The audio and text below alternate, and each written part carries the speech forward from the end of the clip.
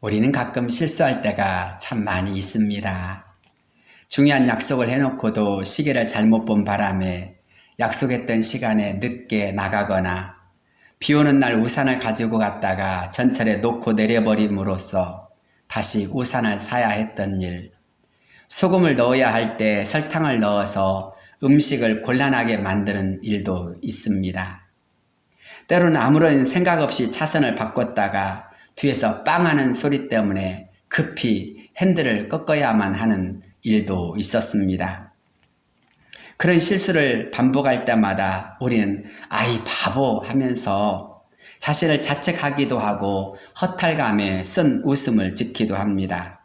그런데 어떻게 보면 이런 실수는 애교라고 봐줄 수도 있습니다.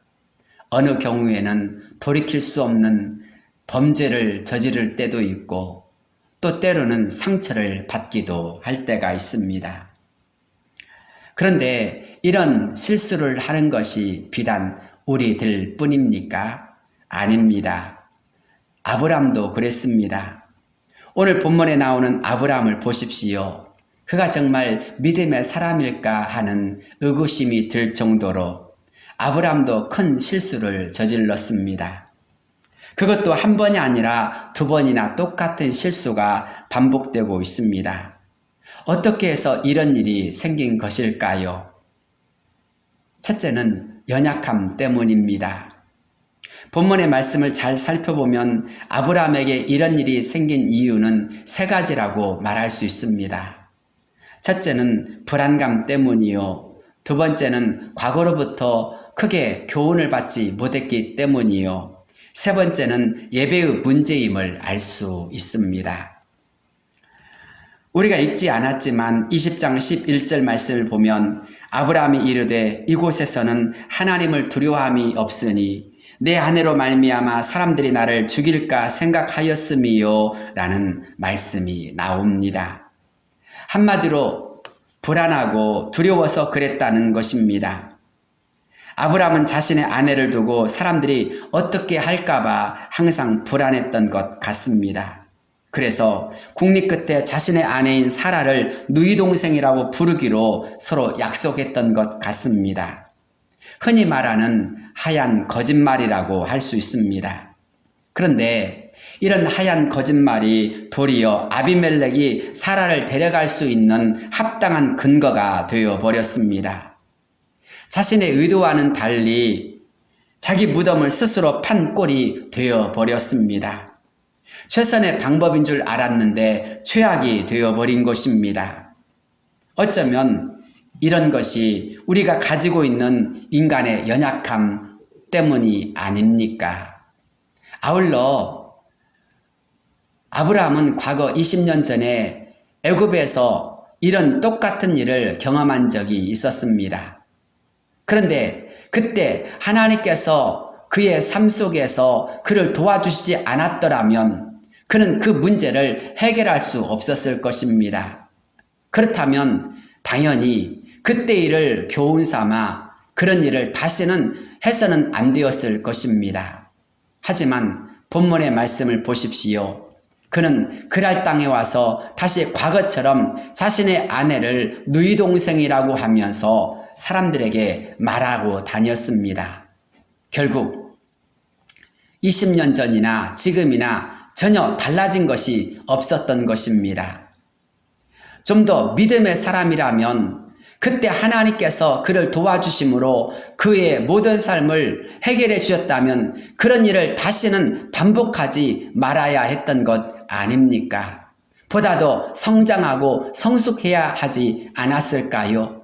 하지만 아브람은 그렇지 못했던 것 같습니다. 크고 작은 하나님의 도우심을 받고 하나님의 은혜 가운데 살았지만 여전히 그는 작은 믿음에 머무르고 있었던 것입니다. 세 번째는 예배의 문제입니다. 믿음은 하나님으로부터 옵니다. 아브라함의 특징이 무엇입니까? 제단 쌓는 데 있습니다. 아브라함의 삶은 어디로 가든지 먼저 그곳에서 제단을 쌓았고 하나님의 음성을 들었습니다. 그런데 오늘 우리가 읽은 본문 1절을 보십시오. 아브라함이 거기서 네게부 땅으로 옮겨가 가데스와 술 사이 글 아래 거류하며 그의 아내 사라를 자기 누이라 하였으므로 말씀 어디에도 제단을 쌓았다는 말이 없습니다. 예배가 사라진 곳에 시험이 다가오는 것입니다. 예배가 사라지자 아브라함은 곧 신앙을 잃어버렸습니다. 그리고 세상 사람들과 똑같은 방법 또는 세상 사람들보다 형편없는 방법을 사용하기 시작했습니다. 사람의 임기응변과 편법이 나타나기 시작한 것입니다. 위대했던 믿음의 사람에서 나약한 노인으로 그는 전락하고 말았습니다. 여기에서 우리가 기억할 것이 있습니다. 신앙의 사람에게서 신앙이 사라진다면 그 사람은 세상 사람보다 더 형편없고 수준 낮은 사람이 될 수도 있다는 것입니다. 그렇습니다. 오늘 우리가 읽은 본문을 통해서 우리가 깨달을 수 있는 것이 바로 이것입니다. 우린 모두 다 연약함을 가지고 있습니다. 그렇기에 그 연약함을 우리가 인정하고 그 연약함을 해결하기 위해서 우리는 분명히 하나님을 의지해야 합니다. 그렇지 않는다면 청년일지라도 넘어질 수밖에 없습니다. 민수기 13장 말씀을 생각해 보십시오. 적과 꿀이는 가나안 땅을 정탐하고 돌아왔던 10명의 사람들이 이스라엘 백성들 앞에서 어떻게 보고하고 있습니까? 그들은 하나님의 은혜와 하나님의 역사를 분명 보았습니다. 그들은 두 사람이 어깨에 메고 올 정도로 엄청나게 큰 포도송이를 가지고 왔습니다. 그런데도 그런 것을 보여주면서도 정작 가나안 땅을 악평하기 시작하였습니다. 하나님을 거역하고 그들은 애굽으로 돌아가자라고까지 하였습니다. 왜 그랬을까요? 하나님의 역사하심을, 하나님의 능력을 그들은 바라보기보다 그들은 안악자손을 의식하였기 때문입니다. 아무리 청년들일지라도 하나님을 바라보지 않는다면 결국 안악자손들로 인하여 겁을 내며 애굽으로 돌아가자고까지 하는 엄청난 일을 벌이고 마는 것입니다. 그것은 왕도 또는 지도자도 마찬가지입니다. 사무엘상 13장을 보면 사울왕이 믹마스에서 블레셋과 전쟁을 하게 되었을 때 사울왕이 사무엘을 기다리지 못하고 직접 번제를 드린 일이 있습니다. 그리고 난 후 사무엘에게 대답했던 말이 무엇입니까? 백성은 내게서 흩어지고 당신은 정한 날 안에 오지 아니하고 블레셋 사람은 믹마스에 모였음을 내가 보았으므로 이에 내가 이르기를 블레셋 사람들이 나를 치러 길갈로 내려오겠거늘 내가 여호와께 은혜를 간구하지 못하였다 하고 부득이하여 번제를 드렸나이다 하니라. 사울왕은 블레셋의 어마어마한 군대를 본 이스라엘 백성들이 두려워하여서 자신에게서 떠나가기 시작하자 그는 어쩔 줄 몰라 했습니다. 사무엘도 오지 아니하고 백성들은 흩어지자 그는 불안하고 두려운 나머지 직접 번제를 하나님께 드렸다는 것입니다. 왕도 불안하고 떨었다는 것입니다. 하나님을 의지하고 하나님의 말씀을 기억하며 끝까지 기다려야 했지만 초조하고 두려워하고 불안함이 엄습한 순간 그는 하지 말아야 될 것을 하고 만 것입니다. 사무엘하 11장을 읽어보십시오. 여기에는 우리가 존경하는 다윗 왕이 나옵니다. 그런데 신앙의 사람이었던 위대한 왕 다윗이 어떻게 하였습니까? 게으름과 나태함과 안주함에 빠지게 되어지자 그는 우리아의 아내 밧세바를 범하고 말았습니다. 육체의 욕망에 사로잡힌 것입니다. 그뿐입니까?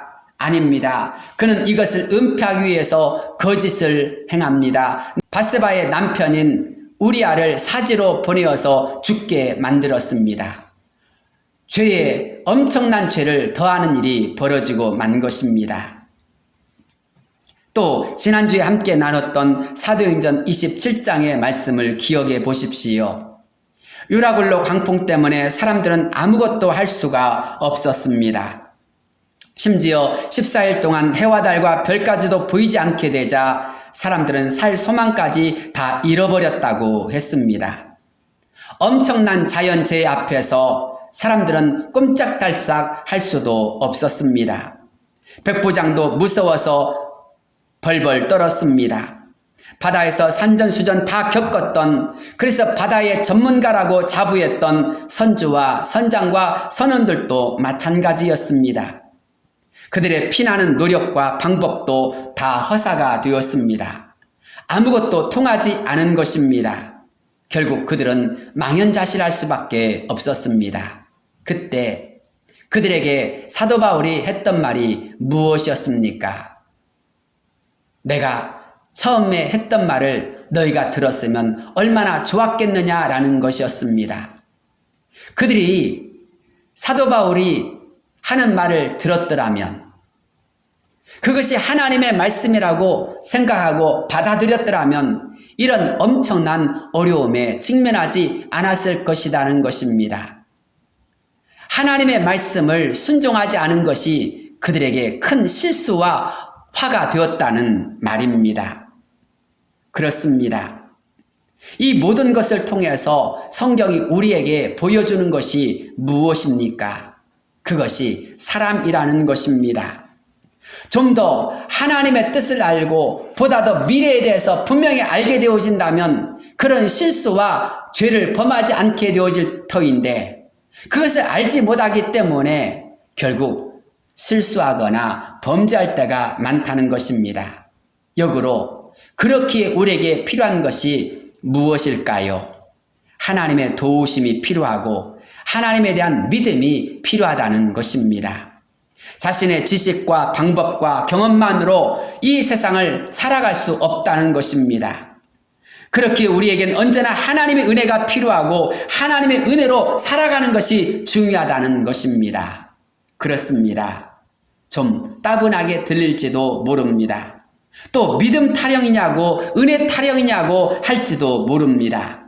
그러나 두려움이나 연약함으로 빚어지는 모든 문제는 신앙의 문제와 직결되어 있습니다. 믿음은 연약한 우리를 고난과 어려움 앞에서도 담대하게 하고 평안하게 하고 능력 있게 할 때가 있습니다. 그러나 반대로 믿음이 부족해지면, 또는 믿음의 열정과 열심이 사라지게 되어지면 우린 염려하거나 걱정하거나 불안해한 나머지 실수하거나 범죄케 될 때가 많다는 것입니다.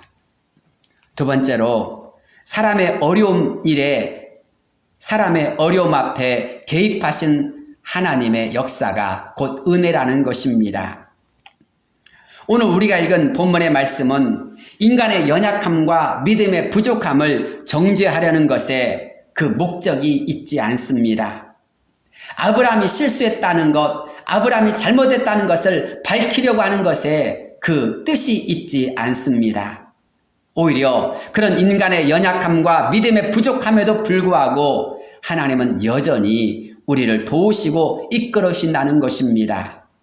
사람은 언제나 실수하고 넘어질 때가 많습니다. 그런 실수와 부족함에도 불구하고 하나님께서는 꾸짖거나 정죄하지 않으십니다. 오히려 우리가 곤란을 당할 때 우리에게 더 가까이 다가와 주시고 우리의 인생의 문제에 더 깊숙이 개입해 주심으로써 우리를 도와주시고 우리의 문제를 해결해 주시려고 하시는 분, 그분이 바로 하나님이시라는 것입니다. 여기에 바로 성경의 중심이 있습니다. 하나님께서는 아브라함의 사태에 강권적으로 개입하셔서 사라를 보호해 주십니다. 아브라함의 가정을 회복시켜 주십니다. 4절부터 6절 말씀을 읽어 보시겠습니다. 아비멜렉이 그 여인을 가까이 하지 아니하였으므로 그가 대답하되 주여 주께서 의로운 백성도 멸하시나이까? 그가 나에게 이는 내 누이라고 하지 아니하였나이까? 그 여인도 그는 내 오라비라 하였사오니 나는 온전한 마음과 깨끗한 손으로 이렇게 하였나이다. 하나님이 꿈에 또 그에게 이르시되 내가 온전한 마음으로 이렇게 한 줄을 나도 알았으므로 너를 막아 내게 범죄하지 아니하게 하였나니 여인에게 가까이 하지 못하게 함이 이 때문이니라. 4절을 보면 하나님의 징계에 아비멜렉이 호소하고 있습니다. 주여, 주께서 의로운 백성도 멸하시나이까? 나는 온전한 마음과 깨끗한 손으로 이렇게 하였나이다라고 그는 하나님께 항의하고 있습니다. 그때 그런 그를 향하여서 하나님께서 무엇이라고 대답하십니까? 내가 온전한 마음으로 이렇게 한 줄을 나도 알았으므로 너를 막아 내게 범죄치 아니하게 하였다라고 하였습니다. 아비멜렉이 누구입니까? 그는 가나안 땅 그랄 지역의 왕입니다. 아무것도 모르는 불신앙 이방 민족인 것입니다. 그럼에도 불구하고 하나님은 그런 아비멜렉에게조차도 그의 입장을 이해해 주셔서 그를 막으시고 그에게 깨우쳐 주신 것입니다. 더 큰 죄를 짓지 않도록 그에게 은혜를 베푸시는 것입니다. 하나님은 왜 이렇게 아비멜렉에게 역사하심으로써 그를 범죄치 않게 하시는 것입니까? 그 하나님의 뜻은 어디에 있습니까? 바로 아브라함을 위하여서입니다. 사라를 위하여서입니다. 아브라함의 상황과 마음을 아셨기 때문에 하나님은 아브라함을 긍휼히 여기시고 지금 이렇게 역사하고 있는 것입니다. 아내를 빼앗긴 남편의 마음은 어떨까요? 권력 앞에서 아무것도 하지 못하는 자신이 행동한 것 때문에 이제 이것도 저것도 할 수 없는 아브라함의 초조하고 불안한 마음, 그것을 한번 생각해 보십시오. 정말 죽을 맛이었을 것입니다. 비록 자기가 살겠다고 시작한 일이었지만 막상 상황이 이렇게 전개되어지자 아브라함은 정말 난처하고 절박한 상황에 빠졌을 것입니다. 그런 마음을 아신 하나님은 아브라함을 보시고 아비멜렉을 막으심으로 또 아브라함을 건져주심으로써 아브라함을 구해주시고 아비멜렉도 살려주시는 각각의 은혜를 베푸신 것입니다. 그렇습니다. 하나님은 아브라함을 위하여서 이런 역사를 빨리 그리고 적극적으로 하심으로써 아브라함을 도우시고자 했던 것입니다. 하나님께서는 결코 아브라함의 가정이 파괴되거나 해체되는 것을 원하지 않으셨습니다. 오히려 아브라함의 가정이 잘되고 번창하도록 약속하신 분이 하나님이셨기에 하나님은 아브라함을 도와주시려고 하신 것입니다. 하나님의 뜻은 무엇이었습니까? 아브라함의 가정이 하늘의 별과 같이 바닷가의 모래와 같이 번창하도록 해주시겠다고 하신 것입니다. 그 말씀대로 그 약속대로 하나님은 아브라함이 잘되기를 원하셨습니다. 그것이 아브라함을 향하신 하나님의 뜻이자 의지이셨습니다. 물론 우리가 이 땅을 살아갈 때 우리의 뜻대로 우리의 마음대로 인생이 잘 되어진다면 얼마나 좋겠습니까? 그러나 내 마음대로 잘 되어지지 않는 것이 인생입니다. 그래서 우리는 이런 생각을 하고 저런 생각을 하면서 이 방법 저 방법을 사용합니다.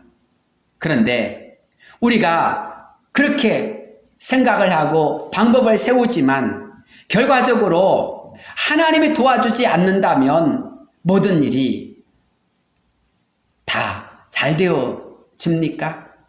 아닙니다. 하나님이 도와주시지 않는다면 우리가 세운 계획과 방법들이 때로는 허사가 되어질 때가 너무나 많이 있습니다. 그렇기에 우리의 삶에는 늘 하나님의 도우심과 하나님의 개입하심이 필요한 것입니다. 그래서 더 큰 죄를 짓지 않도록, 더 큰 실수에 빠지지 않도록 하나님께서 때로는 막아주시고 때로는 우리에게 깨우쳐 주시고 때로는 우리에게 간섭하시는 것이 필요합니다. 이것이 우리들에게 있어서 하나님의 은혜인 것입니다. 우리의 삶에는 이렇게 반드시 하나님의 간섭과 개입하심이 필요합니다.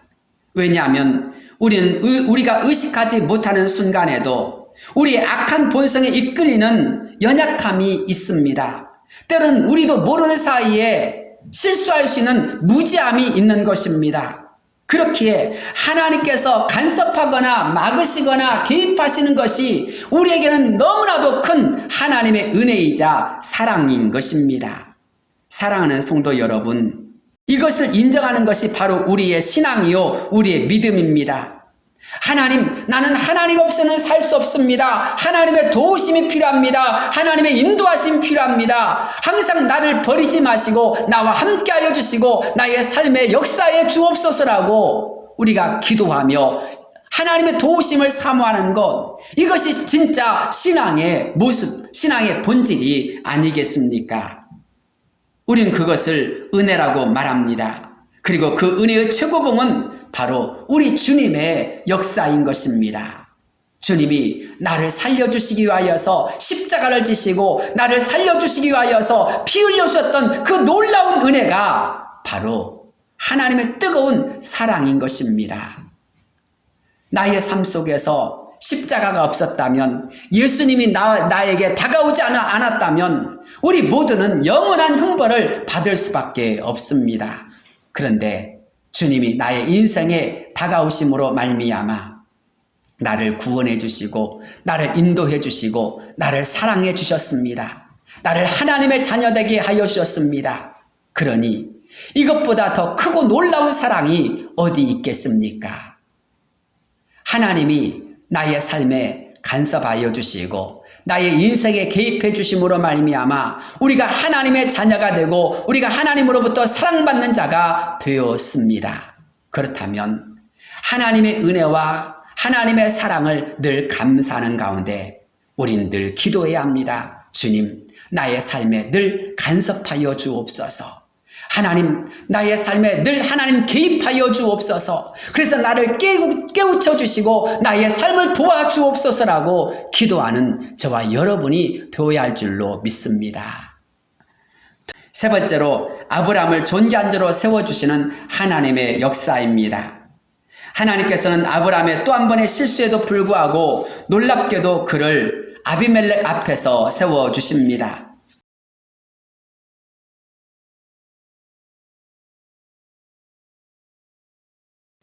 내가 돌려보내지 아니하면 너와 내게 속한 자가 다 반드시 죽을 줄 알지니라. 정말 놀라운 반전이 아닙니까? 아비멜렉은 자신의 아내를 누이라고 말하는 아브라함을 향하여서 비겁한 자라고 말하며 정죄할지도 모릅니다. 그러나 하나님께서는 그런 아브라함을 향하여서 비겁한 자다, 나도 네 마음 안다라고 하지 않고 오히려 그는 선지자라고 그를 세워주십니다. 그의 기도가 얼마나 중요한 것인지, 그의 기도가 있느냐 없느냐에 따라서 너와 그리고 내게 속한 자가 다 반드시 죽을 줄 알지니라 라고 함으로써 아비멜렉으로 하여금 반드시 아브라함의 기도를 받게 하고 있습니다. 사랑하는 여러분, 아브라함이 분명 실수하고 잘못했습니다. 그는 실수했고 범죄했습니다. 그는 불신앙으로 행하였습니다. 그러나 여전히 그는 하나님의 종이었습니다. 하나님의 사랑받는 자였습니다. 그리고 하나님께서는 이 말씀 이후 그 어떤 곳에서도 이 사건을 다시 언급하지 않으십니다.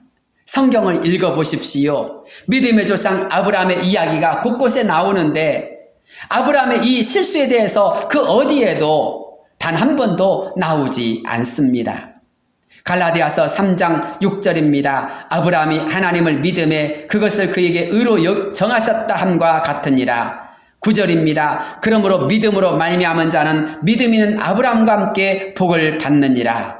로마서 4장 3절입니다. 아브라함이 하나님을 믿음에 그것이 그에게 의로 여겨진 바 되었느니라. 히브리서 11장 8절입니다. 믿음으로 아브라함은 부르심을 받았을 때 순종하여 장래 기업으로 받을 땅에 나갈새 갈 바를 알지 못하고 나갔으며, 모두가 다 믿음으로 살았던 아브라함, 믿음으로 하나님을 믿었던 아브라함에 대해서 그것을 의로 여기거나 그것을 칭찬하며 또 그런 삶을 우리가 본받아야 할 것을 말씀하고 있습니다. 요한복음 8장 56절에서 주님께서는 너희 조상 아브라함은 나의 때 볼 것을 즐거워하다가 보고 기뻐하였느니라 라고 말씀하심으로써 아브라함의 믿음에 대하여서 칭찬하고 있습니다. 그렇습니다. 성경은 이렇게 아브라함의 믿음과 삶을 칭찬하고 있습니다. 하지만 그의 실수에 대해서는 다시 언급하지 않습니다. 비난하거나 정죄하지 않습니다. 그만큼 하나님은 긍휼의 하나님이요 모든 아브라함의 허물을 용납해 주셨음을 우리가 볼 수가 있습니다. 그의 실수를 기억하지 않으실 뿐 아니라 정죄하지도 않습니다. 오히려 그를 비방할 수 있는 아비멜렉 앞에서도 그를 선지자라고 존귀한 자라고 세워주셨습니다. 그래서 하나님의 종으로 하여금 하나님의 사람으로 하여금 다시 일어나 걸어갈 수 있는 힘과 용기를 넣어주셨던 것입니다. 그렇습니다. 이것이 바로 하나님이 우리에게 주시는 크고 놀라운 사랑인 것입니다. 이것이 우리가 다시 일어날 수 있는 힘이 되어지고 근거가 되어지는 것입니다. 사랑하는 여러분, 우리의 삶을 한번 돌아보십시오. 우리는 인생을 살다가 넘어지거나 실수하거나 큰 죄를 범할 때가 많이 있습니다. 그런데 그런 실수와 큰 죄악에도 불구하고 하나님은 우리를 향하여서 오라고 말씀하십니다. 그리고 우리가 우리의 모든 죄를 자백하고 회개하면 우리의 죄를 용서하여 주시고 긍휼히 여겨주시고 사하여 주신다고 말씀하십니다. 이것이 은혜이지 않습니까? 이것이 하나님의 놀라운 사랑이지 않습니까? 그런데 그것이 다가 아닙니다. 그것이 끝이 아닌 이유는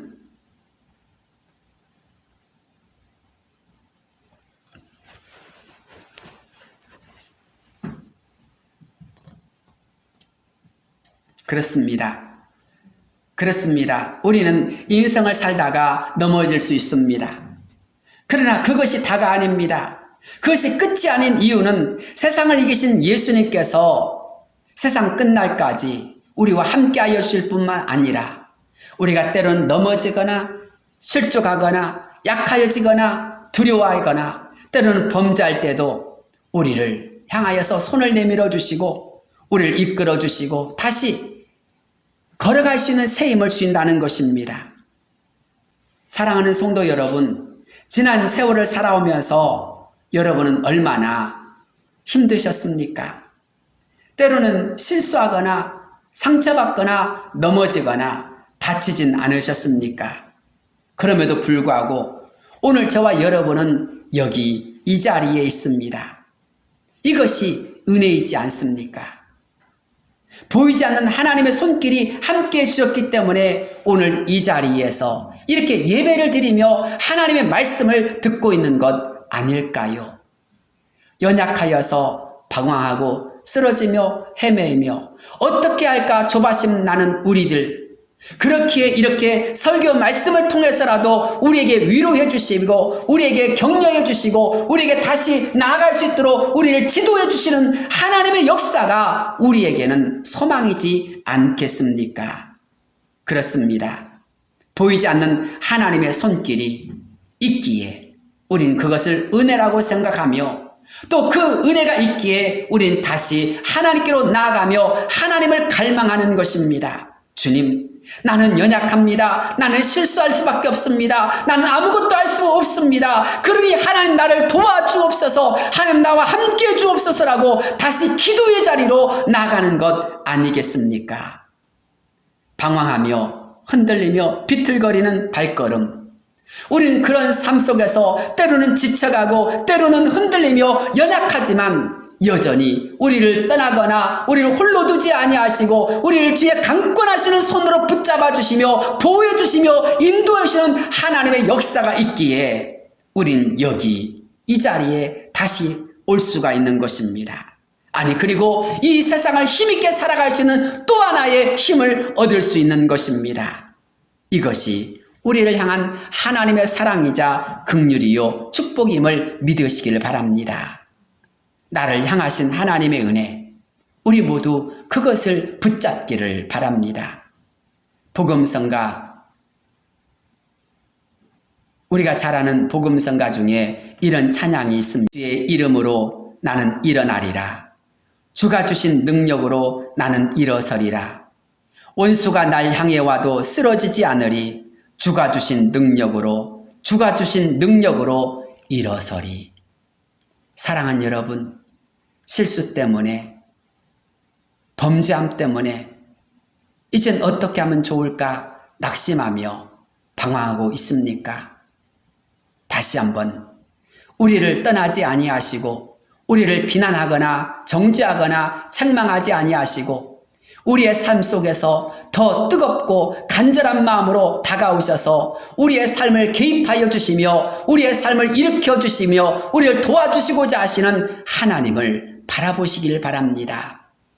하나님께서 우리와 함께 하실 때 우리 모두는 승리할 수 있습니다. 우리 모두를 격려하시는 주님을 의지함으로 다시 일어서길 바랍니다. 주께서 은혜 내려주실 줄로 믿습니다. 주께서 도와주시며 함께해 주실 줄로 믿습니다. 우리 모두 우리를 향하여서 일어나 걸으라고 말씀하시는 주의 말씀을 힘입어서 다시 실수와 연약함과 상처와 아픔 속에서 일어나 걷는 역사가 이루어지기를 주의 이름으로 축원합니다.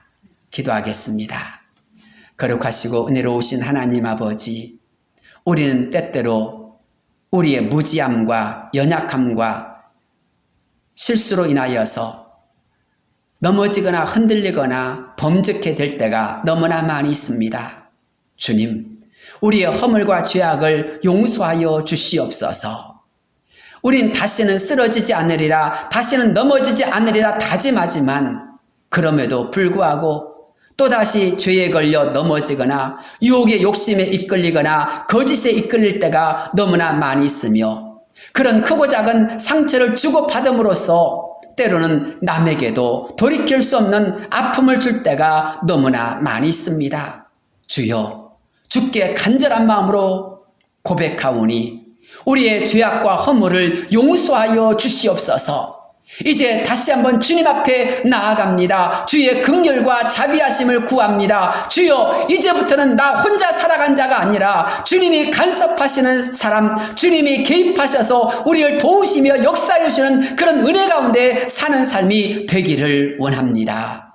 그것이 은혜요, 그것이 놀라운 축복임을 깨달아 싸우니 이제 주의 은혜 가운데서 거하는 자가 되게 하여 주옵소서. 하나님의 임재와 하나님의 도우심과 하나님의 함께하심을 누리며 사는 자가 되게 하여 주옵소서. 그 말씀에 거주하며 그 말씀 안에서 살아감으로 말미암아 하나님의 임재하심 속에서 하나님의 살아계심을, 하나님의 은혜를 모두에게 증거할 수 있도록 도와주시옵소서.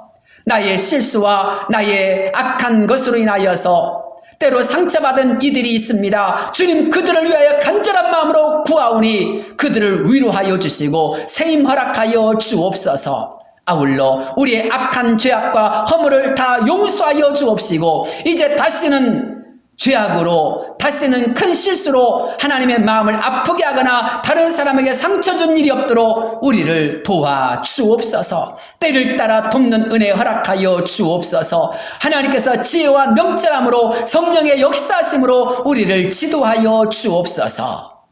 하나님, 우리를 불쌍히 여겨 주옵시고 주의 권능의 손으로 우리를 붙잡아 주시사 이제는 진리의 길 따르게 하여 주옵소서. 성령을 쫓아서 행하는 자가 되게 하여 주옵소서. 그래서 우리의 모든 삶으로 하나님을 기쁘시게 하며 하나님을 영화롭게 하는 삶이 되게 하여 주옵소서.